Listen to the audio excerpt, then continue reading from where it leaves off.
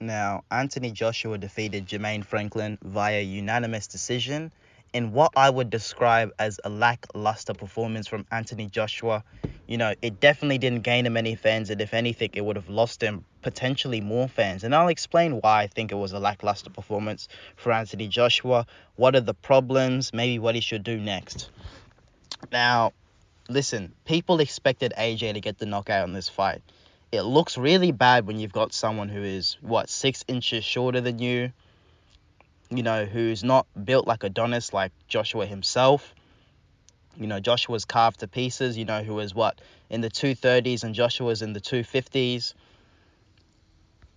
Who was even working, in a factory, to make ends meet. This guy is not even a full-time boxer. This is someone who, boxes on the side and works a 9 to 5. By the way, credit to Jermaine Franklin doing boxing and working at the same time. It must be very difficult.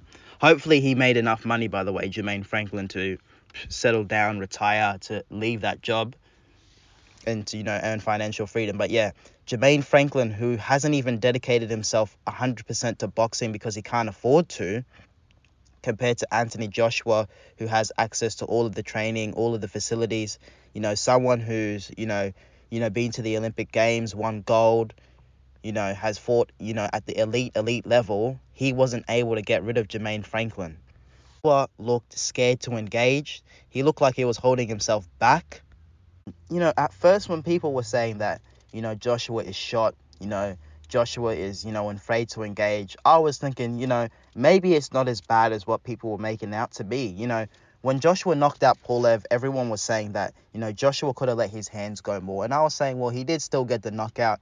And, he's coming back from, the Ruiz fight. He wasn't long gone from the Ruiz fights. And, it was understandable why he was slightly gun shy.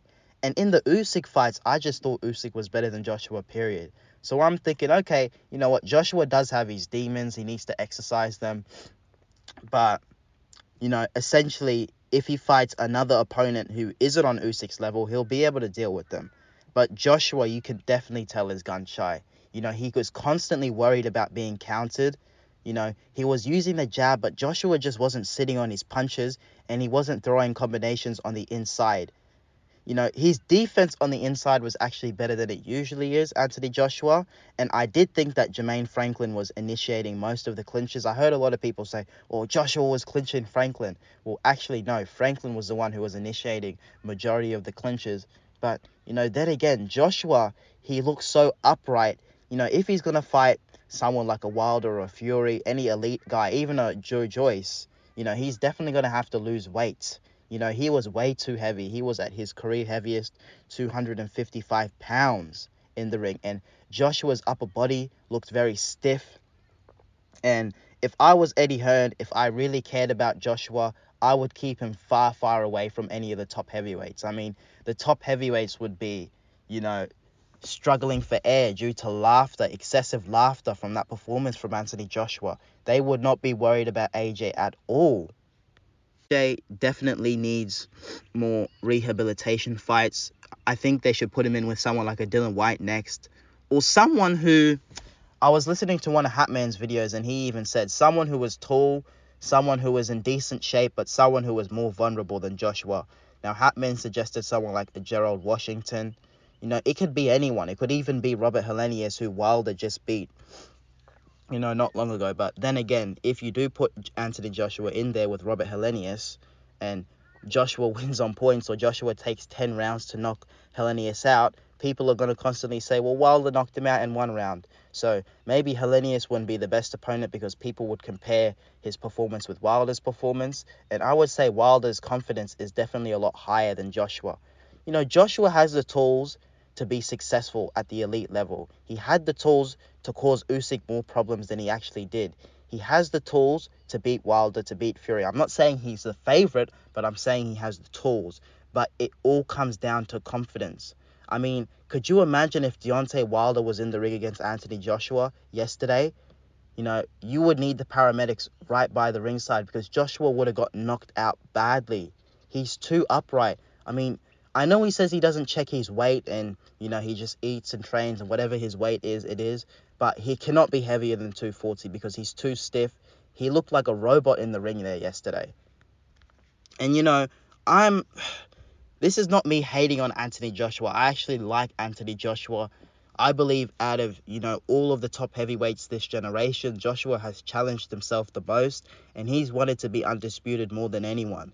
You know, Joshua has guys on his record like Pulev, Vladimir Klitschko, Povetkin, Dylan White before Dylan White had lost. You know, he's got, he beat Brazil a long time before Wilder beat Dominic Brazil. So Joshua has constantly fought top guys. Usyk, Ruiz, you know, constantly fought top elite guys. But right now, his confidence is shot. You know, he didn't let his hands go. He's not destructive. He's not using his weight. You know, other than when he's in the clinches, I guess he's using his weight. But, you know, he's not sitting on his punches like he should be. You know, he's not throwing combinations when he can be throwing combinations. Now, Jermaine Franklin's counter-punching in this fight was very good. But, you know, he's no Angel Ruiz. He doesn't have the hand speed. And Jermaine Franklin wasn't a good pressure fighter. So he wasn't able to close the distance on Joshua. And as good as Jermaine Franklin's counter-punching is, he's not exceptional on the inside. You know, Joshua was hurting Franklin. But when Joshua did hurt Franklin with a body shot, with a hook or an uppercut, he didn't follow up. And that's what I mean about Anthony Joshua. It's this mental block that's holding him back. He has all of the physical attributes. He has the athleticism, but there's something going on, you know, in his mind, something that's holding him back. And it's just probably the demons from being knocked out badly by Angel Ruiz. But, you know, Joshua is in his early 30s now. How much time does he really have? You know, a couple more years and he'll start to decline physically, you know, or at least athletically. I don't think Joshua's decline is, you know, because of his athleticism. I think there's a decline in his mental. If he can fix his mental, if he can recover, if he can improve his confidence, you know, Joshua can produce some spectacular nights, you know, in the heavyweight division for a couple more years to come. But, you know, his confidence definitely needs to be sorted out. I thought Derek James was giving Joshua good instructions, but they're going to need more time together, definitely. Hopefully Anthony Joshua's confidence can, you know, pick up because, you know, that wasn't impressive from Anthony Joshua and from his standards. He even said it that, you know, he's disappointed that he didn't get the knockout. And remember, this is me being critical of Anthony Joshua because I want to see the best version of Anthony Joshua. It's not me, you know, being negative. It's just me being brutally honest. You know, I want to see the best version of AJ versus Wilder. I want to see the best version of AJ versus Fury. You know, I thought that there was a better AJ we could have saw against Alexander Usyk. But we're not going to get the best version of AJ if, you know, we're lying and we're telling him that, you know, this is acceptable. Joshua is better than that. He's better than the performance he produced. But I do understand that he may need more time. You know, he's definitely going to have to get in a lot more training with Derek James. They're going to have to build their chemistry. And hopefully over time, you know, Joshua can improve. Again, Joshua wasn't, you know, completely awful. He did have a decent jab. You know, he was using his weight when he initiated the clinches. He was leaning on Franklin. And Joshua's cardio was quite good. You know, Joshua before, when he's fought in the 250s, has gassed out. But it wasn't like the pace of the fight was extremely high. So that's probably why Joshua didn't gas out, because it wasn't fought at such a high pace. But then again, you know, he did manage his cardio a lot better than he has in other fights. You know, even compare him to the Alexander Usyk fight when he was 240. You know, Joshua was tired by the late rounds, you know, in the first and second fight. So, yeah, that was my thoughts on Anthony Joshua versus Jermaine Franklin. Let me know what you guys think in the comment section down below. Who should Anthony Joshua fight next? You know, I really hope Eddie Hearn keeps Joshua away from any of the top heavyweights, you know, for at least 1 to 2 more fights. And then in 2024, then I hope Eddie Hearn puts him in, you know, with a Wilder or a Joyce or a Fury or someone like that, because I don't believe that Anthony Joshua is ready. And listen, it's all right. He's been knocked out. His confidence is low. You know, he lost twice to Usyk.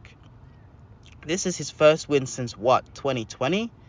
Yeah, I think Joshua's last win was actually 3 years ago in 2020. So, you know, it's better than, you know, losing. You know, there was a lot of pressure going on AJ, you know, into this fight. So he did have to win, and he got the win. But let's hope we can see improvements, because that will not be enough to beat the likes of Wilder, Fury, or even a Joe Joyce. All right, guys, don't forget to like, comment, and subscribe. Peace.